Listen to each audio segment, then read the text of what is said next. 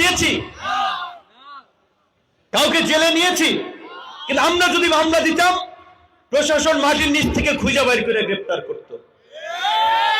আমি বলছি আমি তো আঘাত যা ব্যথা সেরে গিয়েছে, নতুন করে কাউকে আঘাত দিয়ে তো আর আমার তো কোনো লাভ হবে না। এবং আমি তো ধরে নিয়েছি যে আমার কপালে যা আছে আমার সাথে সেটাই হয়েছে। এবং এই নির্যাতন, নিষ্ঠুরতা, নির্মমতা, আন্দোলন, সংগ্রাম সবকিছুর ত্যাগ তিতিক্ষার মধ্যে দিয়েই তো আজকে আল্লাহ পাক আমাকে এই জায়গাটা করে দিয়েছেন। ওই যে বলে আল্লাহ বিপদে ফেলে বান্দাকে পরীক্ষা করে তার ইমানি শক্তির জোর দেখে, কাজে আপনারা কখনো অধৈর্য হবেন না। যে আল্লাহ পাক কোরআনে বলেছেন নিশ্চয়ই আল্লাহ ধৈর্যশীলদের সাথে আছে। এবং এটাও আল্লাহ বলেছেন যে আল্লাহ ছাড় দেন কিন্তু ছেড়ে দেন না, আল্লাহ সীমা লঙ্ঘনকারীকে পছন্দ করেন না। তাই আমরা যারা রাজনীতি করছি এটা একটা জনসেবা। আমরা বিনয়ের সাথে, ভদ্রতার সাথে মানুষের মন জয় করে মানুষের ভোট নেওয়ার চেষ্টা করব, নির্বাচনে বিজয়ী হওয়ার চেষ্টা করব।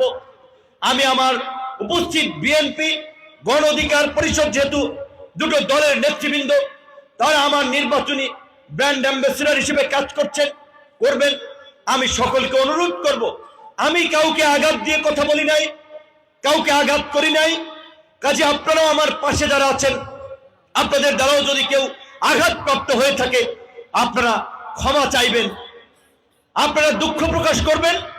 এবং আগামীতে আমরা সবাই মিলে দল মত নির্বিশেষে এই গলাচিপা দশমিনাকে রাজনৈতিক ক্ষেত্রে একটি সম্প্রীতি, সহনশীলতার নতুন দিগন্তের সূচনা করব।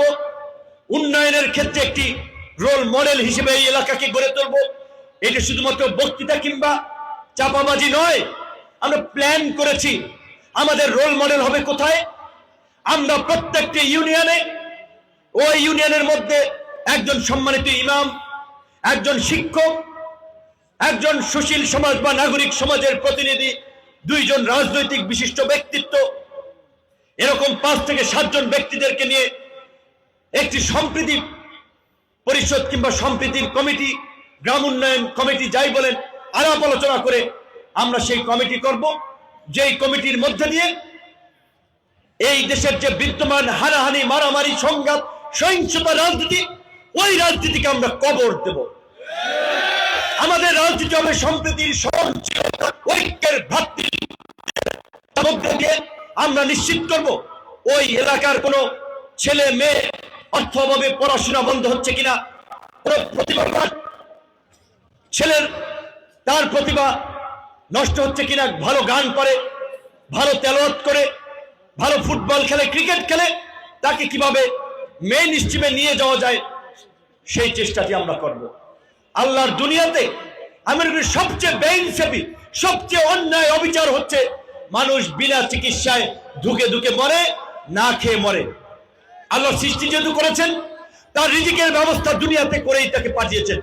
কাজে কোনো মানুষ যেন বিনা চিকিৎসায় মারা না যায়, কোনো মানুষ যেন কর্মের অভাবে ক্ষুধার্ত না থাকে, সেই বিষয়টি আমরা নিশ্চিত করব। সেটি আমি একা পারবো না, বিএনপির ভাইরা পারবে না, গণ অধিকার পরিষদের ভাইরা পারবে না। তার জন্য দল মত নির্বিশেষে আমাদেরকে কাজ করতে হবে।